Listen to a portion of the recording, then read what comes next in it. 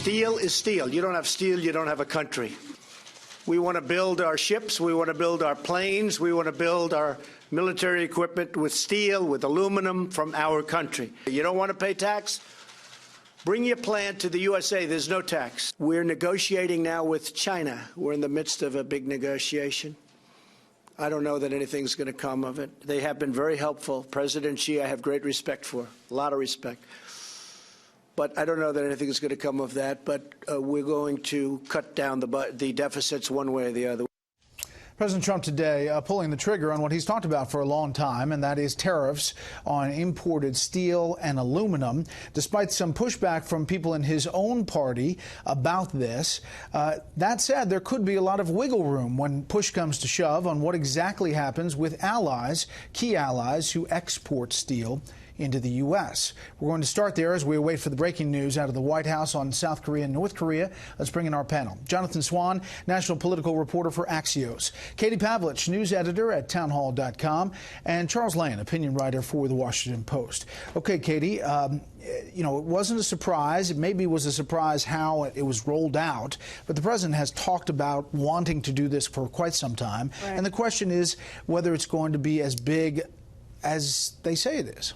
Well, big as they say it is in terms of the consequences, which Republicans in the Chamber of Commerce are warning about, or whether the president is going to water down some of the things that he put on the table initially. And if you look at the way that he's negotiated, he tends to do that. But the language that he used today in his initial opening line at the White House during his event with the steelworkers behind him, when he talked about this being about flexibility and cooperation with our true friends, both in terms of national security, trade, and on a military basis, that says to me that he's not just going to negotiate these tariffs on a trade issue. He's going to negotiate this from the perspective of, are our NATO allies still going to contribute more money, as he's talked about in the past? But for Republicans who have criticized this, it's not just that they on principle oppose these tariffs, which they do based on the history of how tariffs have affected the economy in this country. They're also doing this politically because if the tariffs do take away all of the gains from tax reform that Republicans have been able to go back to their districts in an election year and tout,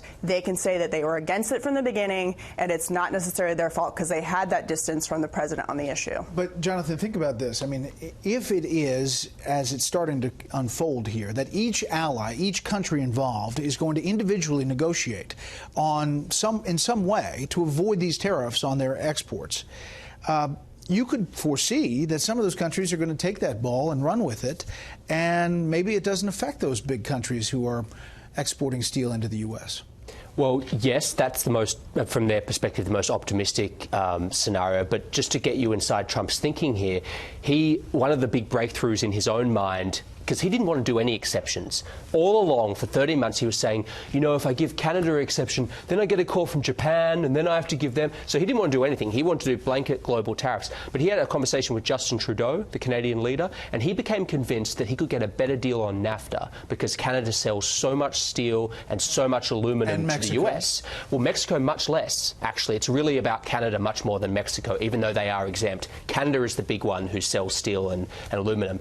And so Trump believes he's going to get a better deal on NAFTA. What if he doesn't? He could easily go flip back in the other direction. So I know we're all saying he's going to go in this like nice, kind, gentle direction, but I think we have to consider the other possibility as well.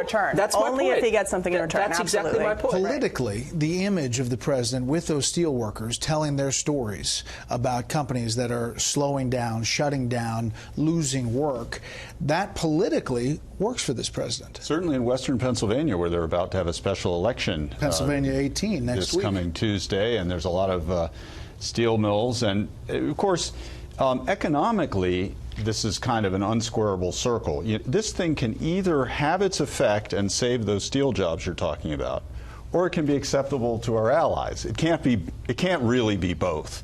And so what I think the president has set up here is this funny kind of lobby-orama in Washington, where everybody and their paid hired guns here in Washington are going to suddenly bombard the bureaucracy, Bob Lighthizer in particular, with their plea for some kind of a carve-out in this thing. And then if any of them get it, the question will be, well, is there anything left of the protection that he's talking about that's so important? So it's actually, when you really think about it, it's he has in mind, and the criteria, Brett, that he was offering these countries were very vaguely stated. Well, if they do a little more on military, if they treat us fairly. So if there are going to be any carve-outs, if this thing is going to be turned into Swiss cheese, as John Roberts said the Bush tariffs were, it will be after a long, drawn-out process that has a lot of politics involved in it. All right, here is the president essentially saying goodbye to his advisor, Gary Cohn, today. He's going to go out and make another couple of $100 million, and then he's going to maybe come back. He might come back, right? We'll be here another 7 years, hopefully, and that's a long time. But I have a feeling you'll be back. I don't know if I can put him in the same position, though. He's not quite as strong on those tariffs as we want, but that's okay. Went on to call him a globalist a couple times as well.